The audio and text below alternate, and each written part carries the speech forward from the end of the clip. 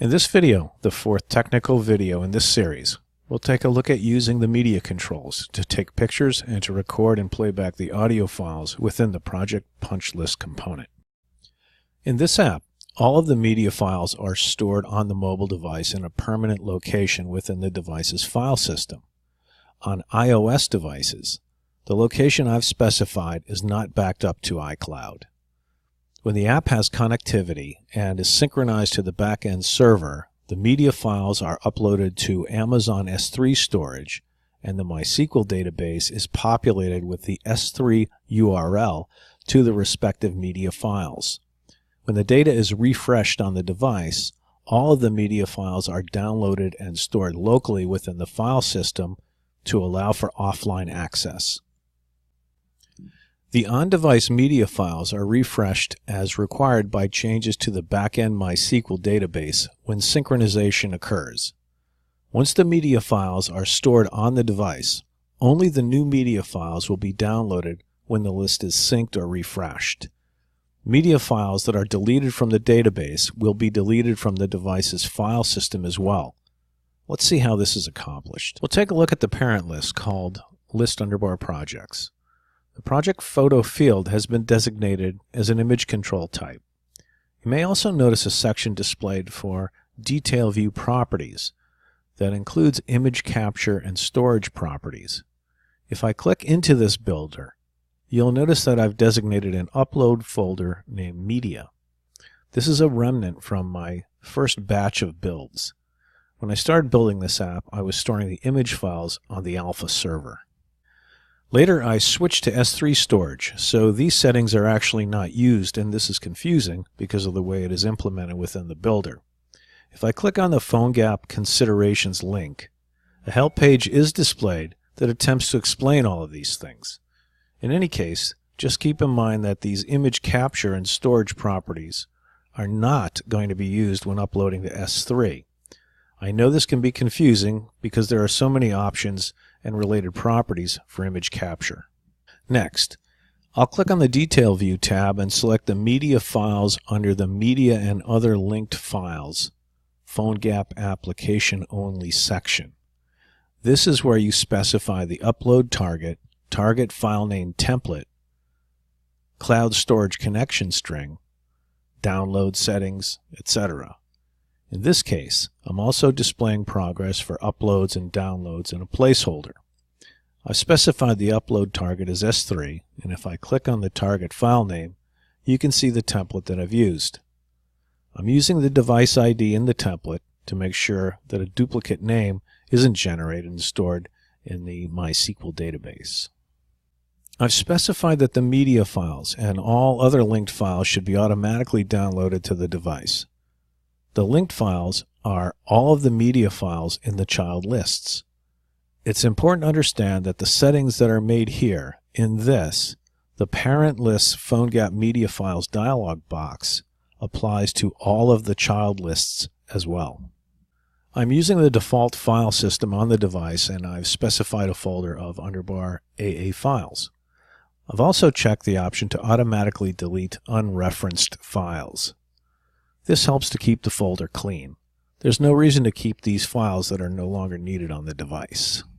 I've also included a message that is displayed by the Toast plugin if there is a file upload error. So to summarize, the parent list has been set up to upload all the media files to S3 storage and to download and save all of the media files to the device's file system for offline use. Remember that we are dealing with the parent list here, and all these settings apply to the child lists as well. Next, we'll take a look at the form view that includes the ability to capture a photo. I'll open Form View 1, click on the Fields tab, and select the Project Photo field to bring up the field properties. I've checked Allow Image Capture.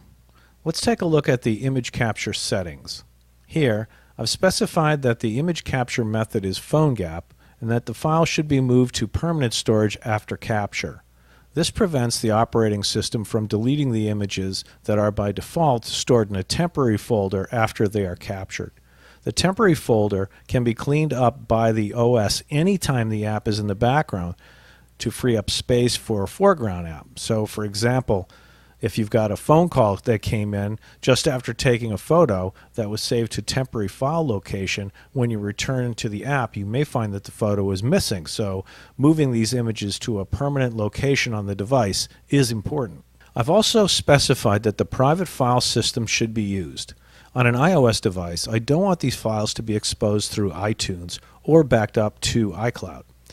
I've also specified a folder name of __ AA files. You may recall that in a previous step, I indicated that I wanted the media files downloaded to a device folder named _AA files. I want to keep these folders separated.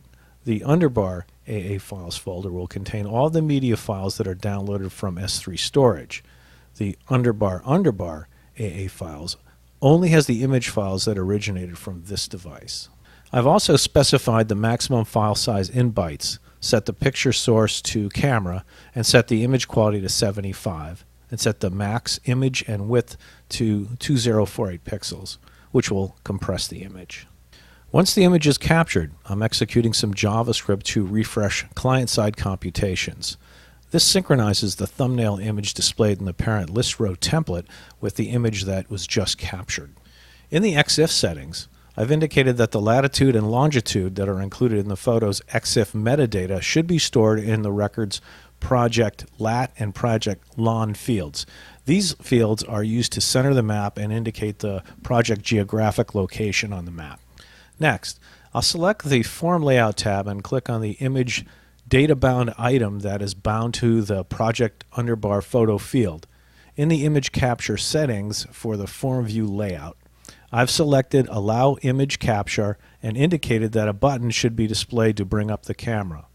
I've also defined a template that will center the Capture Image button. You can click on the Preview tab to get an idea of what this form is going to look like. At this point, everything is in place to take a picture using the button on the form view.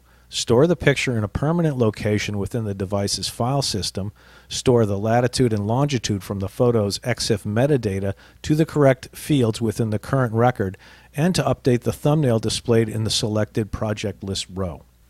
When a picture is taken, the list is now dirty and the sync button in the control bar will be enabled.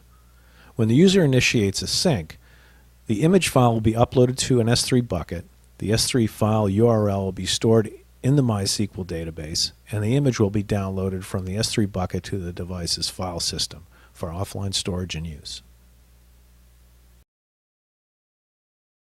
This same configuration is used for the images that are captured with the punch list item details list. Next, let's take a look at how the audio recording and playback is handled in the punch list details panel card. Within the panel header is a control bar and an audio player control named Audio Recorder and Player. This control is bound to the Audio _ file name field in the punch list items list. I'll open the list properties and click on the detail view. Since I'm using the Audio Recorder and Player within a panel card, I need to bind the list's Audio _ file name to the Audio Recorder and Player that is defined in the punch list details panel card. That's done within the Detail View field map. Next, I'll select the List's Fields tab to make sure the Audio _ file name field type is set to Audio. Now the list is capable of uploading the file to S3 and downloading the file to the device's file system based on the parent list's PhoneGap media handling properties previously defined.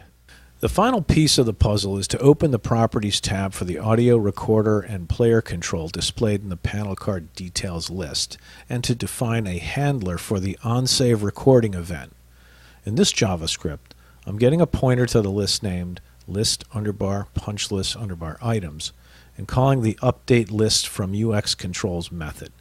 Since the Audio Recorder and Player is bound to the Audio _ file name field, the list will now contain the local file name of the audio file that was recorded.